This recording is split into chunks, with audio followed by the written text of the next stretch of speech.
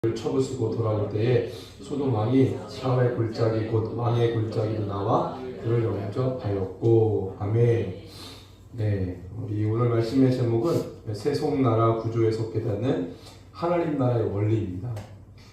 이 14장의 내용을 보면은 우리가 이 아브라함의 조카 롯이 공경에 빠져서 아브라함이 구했다, 이런 이야기가 핵심일 수 있는데, 근데 우리가 이것을 조금 역사적인 관점에서 큰 틀 안에서 좀 본다면, 그러니까 한 집안에 닥친 어려움, 위기가 아니고 어떤 왕국들, 연합 왕국들과의 충돌이고 전쟁이잖아요. 그 소용돌이 속에서 아브라함이라는 사람이 어떻게 움직였는지, 아브라함이라는 사람이 어떻게 또 하나님의 인도하심을 받았는지, 우리가 그것을 좀 보면서 우리 삶 가운데 거대한 이 세상 나라의 세상 정서의 원리와 구조, 작동 원리들 있잖아요.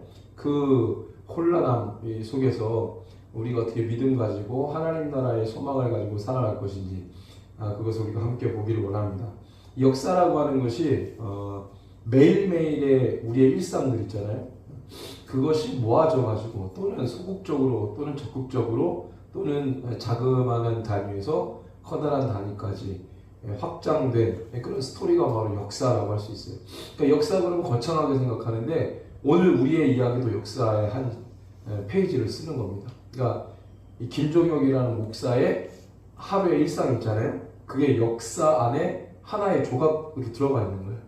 그러니까 우리가 뭐가 있어요? 우리가 뭐 역사라고 할 수 있나? 내가 오늘 하루 살아가는 걸 역사라고 말할 수 있나? 역사라는 거예요. 그런 게 다 모아져서 역사라는 걸 만드는 거죠. 사실은 이 역사라고 할 때는 하나님이 역사를 이끌어 가시는 분이니까 하나님이 역사의 주관자라는 표현을 하잖아요. 그러니까 하나님이 역사를 주관하시니까 그분의 뜻이 있다는 거죠. 그 역사는 뜻과 목적에 의해서 여러 가지 동기부여, 어떤 여러 가지 많은 이해관계, 그런 여러 가지 상호관계, 상호작용, 상호응답, 이런 걸 통해서 역사가 계속해서 하나의 목적과 방향으로 달려가고 있는 거예요. 그래서 그 관점에서 우리가 본다면 오늘 내가 살아가는, 내가 결정하고 내가 선택하는 그 모든 것이 하나님께서 역사를 끌어가시는 그 방향과 맞닿아 있는지, 그 방향과 함께 나도 가고 있는지, 아니면 그 방향을 역행해서 세상 구조, 세상의 역사적 이 개념은 우연으로 시작해서 우연으로 끝나는 거잖아요. 그 진화론적 역사 구조는 우연에서 시작해서 우연으로 끝나는 거예요. 이 사람이 태어나고 죽는 것도 다 우연이에요. 필연이 없어, 필연이 없어. 근데 하나님의 역사는, 역사 개념은 그게 아니죠. 우연이 아니고 다 어떤 하나님의 이유가 있어요. 뜻이 있어요. 그러니까 그게 조금 다른데, 그러니까 우리가 이런 개념을 갖고 있는다면 그냥 오늘 내가 살아가는, 내가 선택하는, 결정하는 모든 것이 아무런 의미가 없고 나에게만 국한된 그런 선택과 결정이라고 생각하면 안 되는 거죠. 내가 오늘 선택하고 결정하는 것이 하나님의 나라에 어떤 연결점을 가지고 있는지 그 생각을 한다면 우리가 좀 다르게 살아갈 수 있지 않겠나 생각합니다.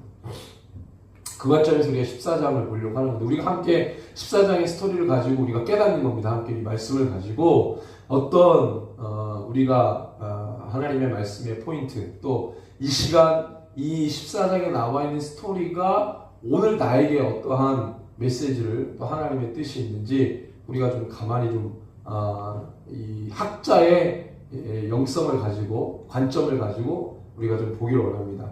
여기에 보면은 왕국들, 왕에 대한 이름들이 많이 나오고 왕국들 이름들이 나오는데, 사실 이 14장은 최초의 성경에서 나오는 최초의 전쟁이에요, 전쟁. 처음으로 이야기하는 전쟁이고 규모 자체가 작지 않습니다. 일단은 국가 하나와 국가 하나가 싸우는 1대1 싸움이 아니고 연합 왕국들의 싸움이에요. 그리고 사실은 우리가 이제 좀 지도를 머리에 넣을 필요가 있는데, 우리가 성경을 볼 때는 기본적으로 지도 하나가 딱 우리 머릿속에 있어야 돼요. 입력이 되어 있어요. 그 지도는 뭐냐면 이스라엘 지도예요. 이스라엘 지도는 성경 볼 때 항상 우리 머리에 입력해 있어요. 여기는 이렇게 띄워주는 것도 도움이 되겠지만, 띄워주지 않더라도 이스라엘 그러면 뭐 창세기의 뭐 무대, 그러면 항상 그 지도가 머릿속에 딱 이미지화 돼 있어야 돼요. 그리고 그 이스라엘 위쪽에 보면은 지금의 터키 지역이죠.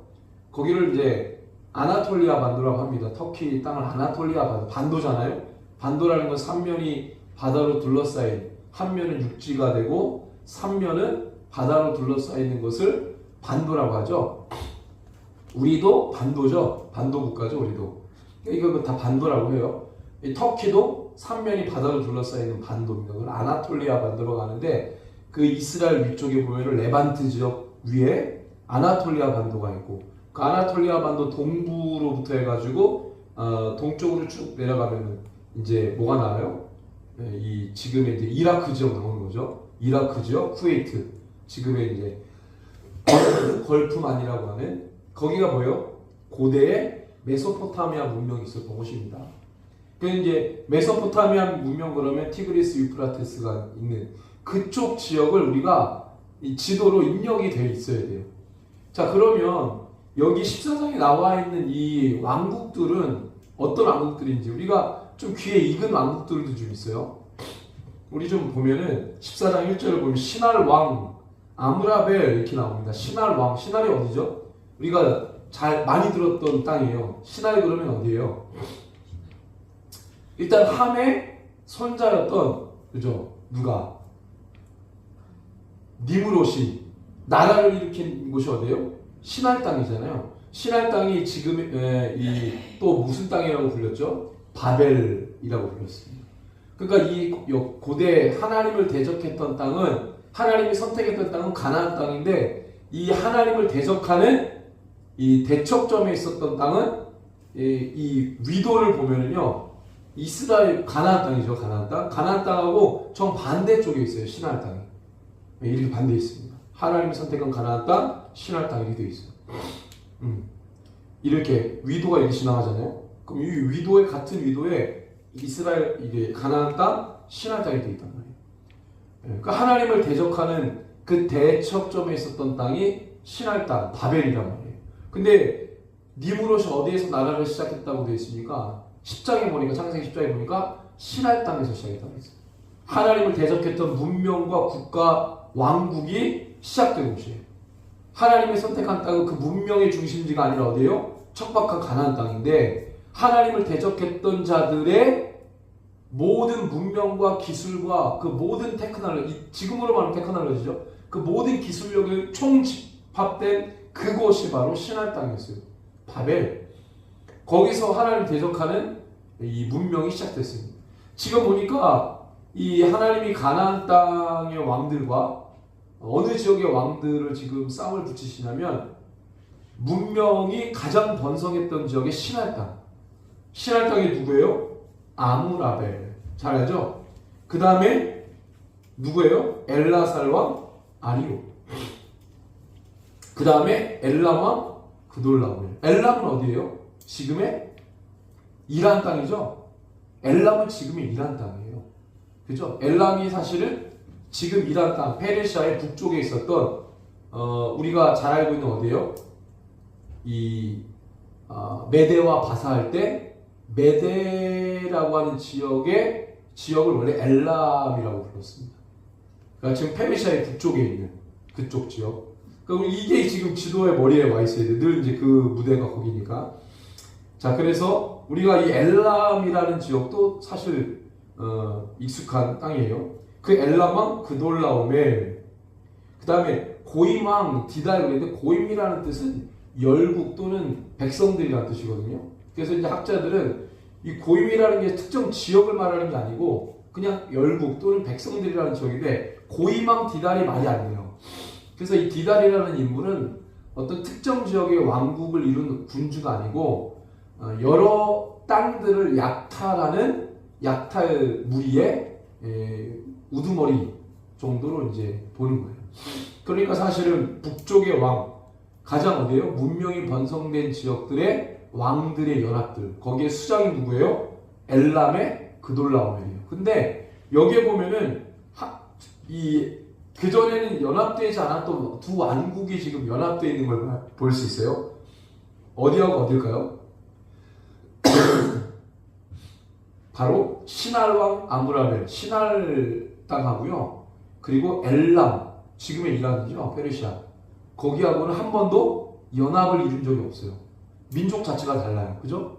바벨 쪽 사람들하고 이 이란 쪽 사람들, 지금의 이란 땅 사람들, 페르시아 쪽이잖아요. 아시아계고 여기 유럽계인데 달라요.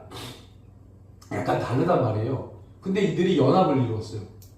사실은 바벨론은 이때 당시에 두 부류의 왕국으로 상류에 있는 고대 바벨론, 하류에 있는 또 바벨론. 이 바벨론이 상하류를 따라서 나눠져 있었단 말이에요. 근데 지금 여기 신할은 상류예요, 하류예요? 하류입니다. 그 메소포타미아 문명의 하류에 있었던 왕국이에요. 그래서 이 엘람왕, 요 엘람왕 그돌라오멜이 가장 번성할 때에 바벨론 제국이 두 개로 쪼개져서 하류 쪽에 있는 신할 왕국과 연합을 맺을 수밖에 없었던. 그러니까 그때는 신할 땅의 왕국이 약간은 힘이 균형이 깨어져 있었을 때 엘람에 있었던 이 그돌라오멜이 거기와 연합을 이루어서 전체 패권을 장악하고 있었지 않았겠는가 그렇게 보는 거예요. 자, 이것은 뭐냐면 우리가 오늘 제목이 뭐예요? 세상 나라 구조예요. 오늘 이야기하고 싶은 게 뭐냐면 세상 나라, 세속적인 어떤 작동 원리들, 이 세속사, 세상 나라들의 작동 원리가 있단 말이에요. 이 큰 나라가 작은 나라를 왜 치겠어요? 이유는 따나요. 야, 너희들 잘 못 사니까 우리의 선진 문명을 전수해 줄게. 그리고 정복한 걸까요? 아니에요. 땅 따먹기인 거죠. 약탈이에요, 약탈. 고대 시대 때 전쟁은 무조건 약탈이에요. 너희들이 가지고 있는 걸 우리가 뺏을 거야. 뭐 땅을 뺏고 사람들을 뺏을 거야. 사람들 뺏어서 뭐 하겠어요? 노예. 다 노예화하는 거예요. 왜냐하면 이 바벨론 지역과 페르시아 지역 사람들은 민족 자체가 다르고 메소포타미아 문명에 있었던 사람들과 가나안 땅의 민족이 달라요. 그러니까 뭐예요? 다른 민족들 우리가 치고 들어가서 이기면 다 노예가 되는 거고 그 나라의 노동력이 되는 거예요. 그러니까 무조건 그때는 땅 따먹게 너희들의 모든 자원, 사람이든지 땅이든지 모든 걸 우리가 다 뭐 가축이든지 아니면 거기 땅에서 나는 모든 이 부분들 우리가 다 가져갈 거야. 네. 그러니까 약탈, 침략의 목적은 다 약탈이에요. 그러니까 지금 이 북쪽에 있었던 이 왕국들이 지금 가나안의 왕들 뭐예요? 2절에 보니까 소돔 왕 베라, 고모라 왕 비르사, 아드마 왕 시납, 스보임 왕 세메벨, 벨라 소알 왕 이들과 싸우고 있다는 거죠. 왜 그렇겠어요? 북쪽의 왕국들이 남쪽의 왕국들, 가나안 왕들로부터 뭘 받았다는 거예요? 조공을 받고 있었어요. 왜? 가장 강력한 나라가 저 북쪽에 있었으니까 상대적으로 가나안 땅의 소국들은 힘이 약하니까 다 조공을 바치고 있었단 말이에요. 그런데 어떤 일이 벌어져요? 예, 배반했다고 그러죠? 배반했어요. 그게 어디 나옵니까? 예, 4절에 보면은 이들이 12년 동안 누구를 섬겨요? 예, 엘람 왕국의 그돌라오멜을 섬겼다고 그랬어요. 이 그돌라오멜, 이 크돌이라는 앞에 크돌, 그 엘람 왕들의 그 왕족 이 족보를 보면요, 엘람 왕들은 앞에 크돌이라고 하는 크돌이라고 하는 이름이 많이 붙어요. 크돌 뒤에 나오는 라오멜은 그때 당시 엘람 사람들이 섬겼던 여신이 있어요. 그 여신의 이름을 딴 거예요. 그래서 정확한 이름의 뜻은 모르겠지만 어쨌든 이 가장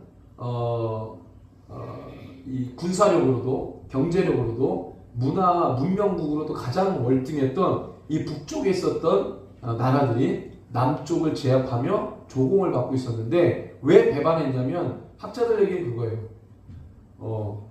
기근이 들었는데 가나안 땅에 기근이 들었는데도 북쪽에 있는 왕국들이 조공을 계속해서 요구했던 거예요. 똑같은 양의 조공을 기근이 들었는데도 불구하고 계속 원했다는 거죠. 그러니까 그 반발로 뭐예요? 배반을 했다는 거예요. 여기서 보면은 세상 나라들의 작동 원리는 뭐예요? 무조건 힘 있는 사람이, 힘 있는 나라가, 힘 있는 국가가 깡패입니다. 지금 세계의 깡패 국가 어디예요? 이 나라 말만 기침만 이 나라를 기침하면은 사람들이 더 놀라잖아요. 다른 국가들 어디예요? 미국이야 미국. 예. 5대형 6대주에 뭘 보내요? 자기 그 이 부대를 보내가지고 군대를 보내죠. 그래서 거기를 뭐 방어한다는 목적으로 또는 보호한다는 목적으로 보내지만 전 세계를 그런 식으로 장악을 해가는 거죠. 이때 당시에도 지중해 패권 국가가 아마도 엘람왕이었던 것 같아요. 이 왕을 중심으로 나라들이 연합을 했고 가나안 땅을 복속시키는데 굉장히 기근이 들었는데도 불구하고 계속해서 그 고통, 더 심하게 착복을 하니까 이 이제 고통을 받는 거죠. 근데 하나님이 왜 이런 구조를 만들었을까? 사실은 늘 이스라엘 땅, 가나안 땅은 북쪽에 있는 나라들 아니면 남쪽의 애굽에 의해서 계속 침략을 당해요. 한 번도 이들이 뭔가 한 적이 없어. 딱 한 번 다윗 왕 때 모든 나라들을 제압했죠. 그 왕 때 빼고는 다윗 솔로몬 때 빼고는 계속적으로 공격을 당해요. 근데 왜 하나님이 왜 그러셨을까? 하나님이 모세에게 그런 말씀을 하셨어요. 이 나라가 이스라엘 백성들이 다른 나라들과 비교해서는 월등할 수가 없고 백성 수도 그렇고 군사력이나 뭐 경제력이 말도 안 돼. 왜냐하면 생산량 자체가 북쪽에 있는 메소포타미아 연합 왕국들과 남쪽의 애굽하고는 농사를 지어도 생산량 차이가 있기 때문에 식량이 부족해요. 그러니까 이때 당시에는 경제력이 뭐예요? 다 식량이죠, 식량. 그죠? 농사를 지어서 밀농사, 그때는 밀농사니까 밀농사를 수확량이 많은 땅, 비옥한 땅, 그 많은 땅을 가지고 있는 땅이 어디예요? 애굽, 비옥한 땅, 메소포타미아 문명, 두 큰 땅의 사이에 있는 그 문명, 그죠? 땅이 얼마나 비옥해요? 가나안 땅에 비해서 월등히 비옥하죠. 그러니까 어떻게 해요? 생산량 자체가 뭐 따라올 수가 없어요. 그러니까 국가가 굉장히 강해지는 거죠.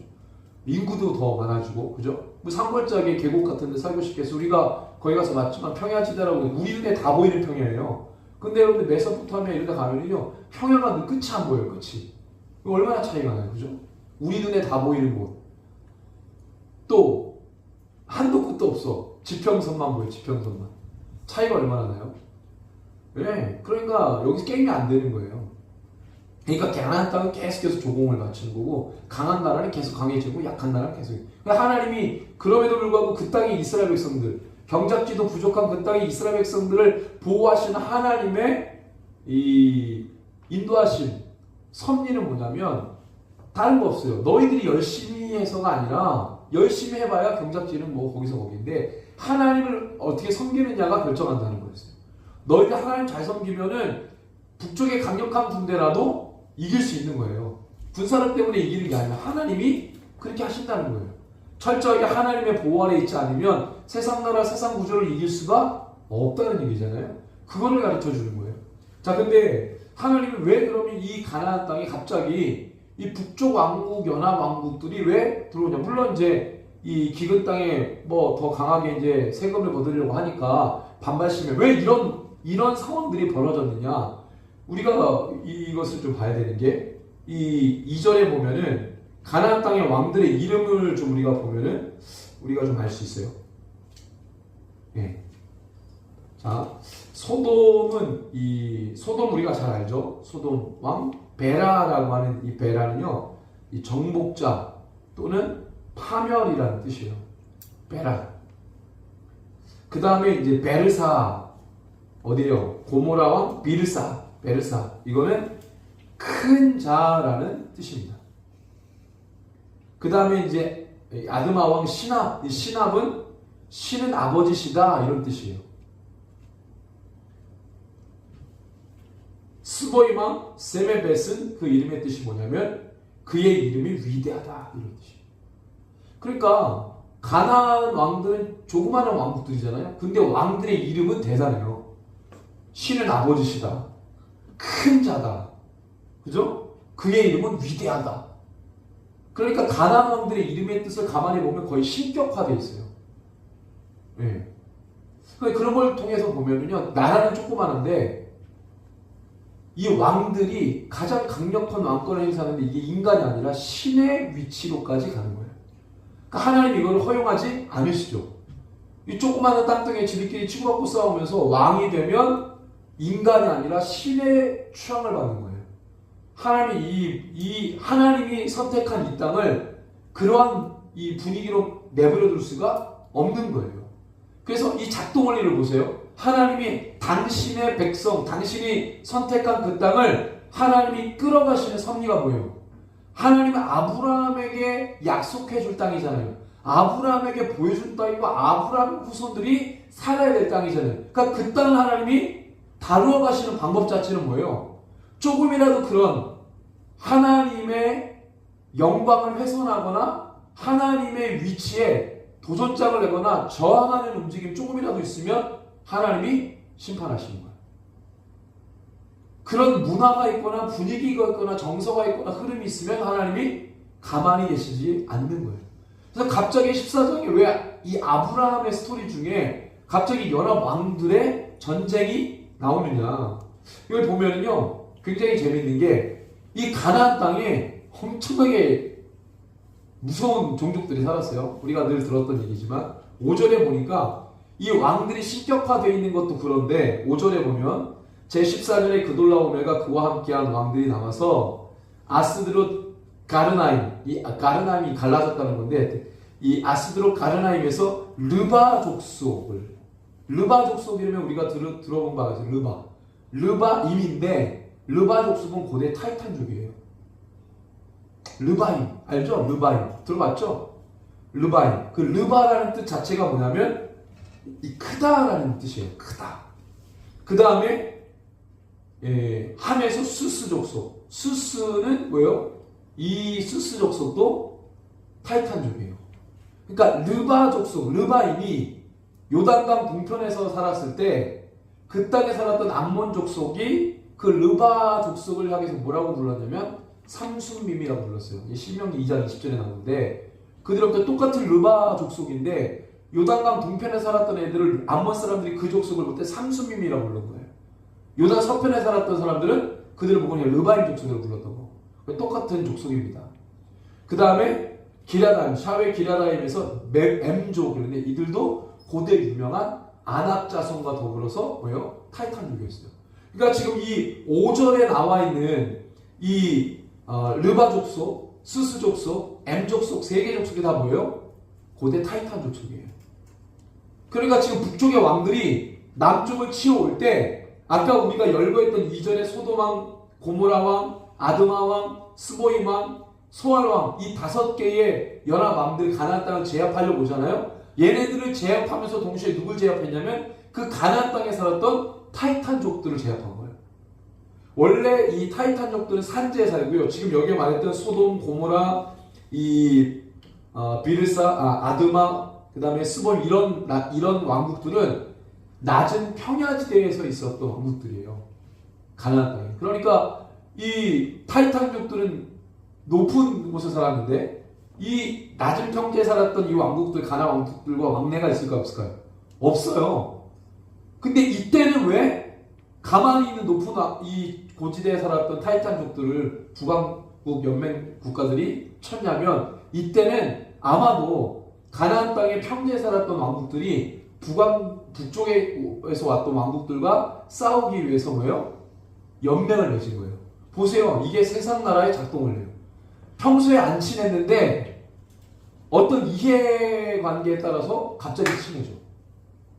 그러니까 이런 얘기가 있어요. 어제는 적이었다가 오늘은 동지가 되는 거예요.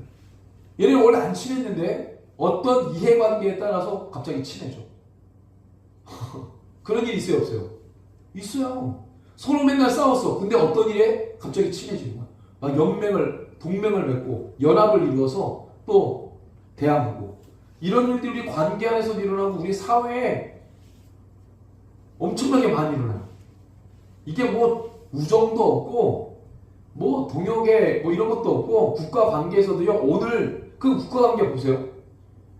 이게 굉장히 무서운 거예요. 국가 관계 촉보 영화 같은 게 보면 어떻게 해요? 영원한 우방이라는 게 있어요? 없어요. 국가의 이해도에 따라서 오늘 우방이 됐다가 내일은 적이 되는 거예요. 한순간에 가요. 한순간에. 그러니까 우리가 이런 흐름과 정서 속에서 살아갈 때 하나님의 사람들, 하나님의 나라는 어떻게 움직이느냐예요. 우리가 아주 크게 봤을 때는 세상 나라, 세속 국가, 세속 나라, 하나님의 나라를 비교해서 볼 때 나라라는 표현을 해서 그렇지 거창하게 이게 뭐예요? 세상 정서와 우리 신앙인들 삶의 모습 어떻게 우리가 살아가요? 그걸 좀 알려주고 있는 거예요. 아 그렇구나. 저거는 세상 정서, 세상 이치, 세상 작동 원리는 저런 거구나. 이해관계에 따라서 그냥 붙었다가 떨어졌다 붙었다 떨어졌다 옛날에는 막 서로 싸웠는데 어느 날 갑자기 보니까 막 친해져 있고 막 친해져 있다가도 어느 날 보니까 또 싸우고 이런 일이 진짜 많아요. 지금 이들이 그러는 거예요. 원래 북왕국도요 엘람 족속이랑 신하 족속이랑 안 친해요. 근데 지금 남왕국을 치기 위해서 연합했어요. 남쪽에 있는 평야지대 국가들과 고지대에 있는 타이탄족들이 안 친해요. 근데 지금 연합하는 거예요. 이거는 하나님 나라의 작동 원리가 아니에요. 지극히 세속적인 겁니다. 세상 나라의 작동 원리. 그 이해관계에 따라서 그때그때 이해관계에 따라서 달라지는 거예요. 하나님의 것은 변함이 없는 거잖아요. 우리가 어떤 하나님의 가치를 알면 그 가치를 붙들고 쭉 가는 거지 내 상황과 내 감정에 따라서 내 기분에 따라서 바뀌는 게 아니에요. 그거는 세속적인 거예요. 세상 나라의 원리예요. 세상 국가가 그렇게 하는 거예요. 하나님의 나라를 그렇게 하는 게 아니에요. 우리가 이걸 기억하는 거예요. 이 14장이 무슨 아브라함이 롯을 구하기 위해서 이게 동화와 같은 얘기가 아니에요. 이거는 실제 벌어진 어마어마한 전쟁이에요. 여기서 사상자가 나왔을 거 아니에요. 이 전투를 통해서. 그래서 이 북왕국이 하나하나씩 점령해 갈 때 어떤 루트로 오냐면 그 지도를 보면 요단 동편 위에서 다메섹, 지금의 다마스커스죠. 이라크의 다마스커스에서 쭉 내려와요. 쭉 내려서 요단 동편에 있는 모든 도시들을 계속 격파합니다. 계속 격파해요. 거기에 삼순밈이라고 불리우는 요단 동편에 살았던 거대한 타이탄족도 제압해요. 파죽지세로 내려오면서 요단 동편에 있는 모든 도시를 다 부셔버리고 어디까지 내려가냐면 지금의 요르단, 이집트, 이스라엘 국경 아카바만이라고 하는 거기까지 내려와서 어디를 다 치냐면 그 옛날에 그 에돔 족속에 살았던 땅이 있어요. 그 에돔 족속에 살기 전에 호일 족속이라는 족속에 살았습니다. 고대인들이 살았던 그 땅, 그게 어디냐면 지금의 애굽에서 가나안 땅으로 갈 때 중간에 이렇게 있는 그 지역이에요. 애굽에서 가나안 땅 갈 때 그 에돔 땅을 지나가야 되거든요. 거기도 완전히 초토화시켜요. 에돔은 난공불락의 요새입니다. 왜요? 다 바위로 되어 있거든. 근데 바위로 되어 있는 게 왜 어렵냐? 바위로 되어 있는 그 도시들을 들어갈 때는 길이 하나밖에 없어요. 그럼 지키고 있다가 들어오는 족족 쏘면 죽잖아요. 그래서 거기를 점령하기가 어려웠던 건데 거기도 함락시켜요. 파죽지세로 이 남쪽, 그러니까 북쪽에서 쭉 요단 동편을 다 치고 훑고 내려와서 맨 마지막 남쪽 끝까지 갔다가 다시 요단 서편으로 치고 올라간 거예요. 완전히 싹 훑고 올라간 거예요. 완전 초토화된 거예요. 그러니까 이 하나님이 아브라함에게 주시겠다고 했던 그 경계 있죠. 그 경계를 북쪽에서부터 남쪽까지 싹 다 훑고 지나간 거예요. 이게 뭐예요? 하나님이 아브라함에게 주시겠다고 한 경계였잖아요. 어디서부터 어디라 그랬어요? 애국강에서부터 큰 강 유브라데까지. 내가 너와 네 자손에게 줄 땅의 경계를 하나님이 정확하게 그어줬어요. 근데 그 경계를 정확하게 북왕국 연합왕국들이, 북쪽에 있는 연합왕국들이 그대로 점령해요. 말하자면 청소하고 간 거예요. 가나안 땅에 만연한 우상 숭배, 신격화되어 있는 사람을 신으로 추앙하는 거대한 타이탄족, 무서워가지고 그 땅에 가지도 못하는데 높은 봉우리들은 다 타이탄족들이 다 점령하고 있었던 거예요. 그런데 타이탄족들이 섬겼던 신들, 니므로, 이런 모든 우상 숭배, 낮은 땅에서부터 높은 계곡에 높은 고지대에 살았던 모든 타락한 민족들을 다 북쪽 연합 왕국들을 통해서 다 심판하신 거예요. 그리고 롯이 어느 땅에 살았다고 그랬죠? 13장에 보니까 소돔과 고모라, 거기가 어디와 같다고 그랬어요? 풍족하기가 하나님의 동산과 같고 애굽 땅과 같았더라. 하지만 그 땅에 사는 소돔 사람들은 여호와 앞에 악했다고 되어 있어요. 악한 자들입니다. 왕들의 이름만 봐도 하나님을 대적하는 이름이에요. 뭐예요? 하나님이 소돔과 고모라를 나중에 심판하시잖아요. 창세기 18장에 가면은 그 전에 이미 북왕국의 도구를 막대기를 들어서 한번 치신 거예요. 자, 근데 그러면 하나님이 자 보세요. 아브라함은 족장입니다. 아브라함은 군장이 아니에요. 왕이 아닙니다. 한 나라를 이루지도 않았어요. 근데 족장, 그냥 패밀리의 수장이었던 아브라함이 이 거대한 전쟁 속에서 어떻게 했나 볼까요? 여러분들 아브라함이 살았던 땅이 어디예요? 헤브론이에요. 헤브론. 헤브론이면 어디예요? 가나안 땅에서 제일 높은 데예요. 가나안 땅에서 제일 높은 헤브론 땅에 고지대는 다 누가 점령했냐면 타이타족들이 점령했어요. 거기에 아브라함이 겁도 없이 그 땅에 가서 제단 쌓고 여호와 이름을 부르면서 살았던 거예요. 근데 이 모든 과정을 고지대에서 이 북쪽 연합 왕국들이 남쪽에 있는 낮은 평야지대 왕국들을 깨부수는 걸 다 봤어요. 그리고 못 가져가. 우리 다 보이잖아요. 그죠? 나무가 별로 없으니까 고지대에 올라가면 다 보여요. 그렇죠? 우리 봤잖아요. 우리 어디서 봤죠? 무깃도 언덕에서 이스라엘 평야 기억나요? 무깃도 그 계곡의 위에서 이스라엘 평야를 봤잖아요. 다 보이잖아요. 다 군대가 가는 것도 뭐 한 10만 20만 군데 그럼 다 보이겠어. 다 보인다니까. 북쪽 왕국들이 어디를 가고 하는 게 다 보이죠. 헤브론에서 다 보이지. 근데 소돔과 고모라를 점령하고 거기에 있는 모든 자들을 노예로 다 끌고 갔대. 누구도 끌고 간 거예요? 조카 롯도. 눈 뒤집히죠. 왜? 하나밖에 없는 혈육. 자기 아들 삼았던 조카 롯이 잡혀갔잖아요. 사람들 막 죽고 도시들은 불타고 완전. 그때 아브라함이 눈 돌아갑니다. 자, 그러면 보세요. 13절에 도망한 자가 와서 히브리 사람 아브라함에게. 히브리 사람 아브라함이에요. 아브라함은 아까 뭐라 그랬어요? 그냥 패밀리 수장이에요. 족장이란 말이에요. 근데 여기 히브리라는 말이 앞에 왔어요. 히브리라는 말이 두 가지 뜻이 있는데 하나는 에벨 족속의 자손. 에벨. 이브리라고 하는 단어인데 이브리가 에벨은 누구예요? 셈족의 족보에 나오죠? 어디 나옵니까? 우리 10장에 보면 10장인가요? 24절 아르박사스 셀라를 낳고 셀라는 에벨을 낳았으며 에벨이 두 아들 벨렉과 욥단인데 이때 세상이 나뉘어졌다고 그랬죠? 그 에벨이 중요해서 에벨이 뭐냐면 이 아브라함이 에벨 후손이다라는 걸 히브리라고 표현한 거. 두 번째는 메소포타미아 땅에서 왔던 사람. 이걸 보통 뭐라고 그랬어요? 나그네라는 말이 아람어로 이브리라고 했어요. 이브리. 네. 그래서 지금 아브라함은 뭐라는 거예요? 아브라함 앞에 뭐가 붙었어요? 나그네.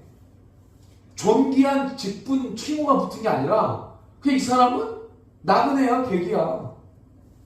그냥 셈족이 어느 후에 족장인 거예요. 다른 왕들의 이름처럼 신은 위대하시다라든지 큰 자라는 뜻이라든지 이런 게 아니잖아요. 그런 아브라함이 눈 뒤집히니까 어떻게 합니까?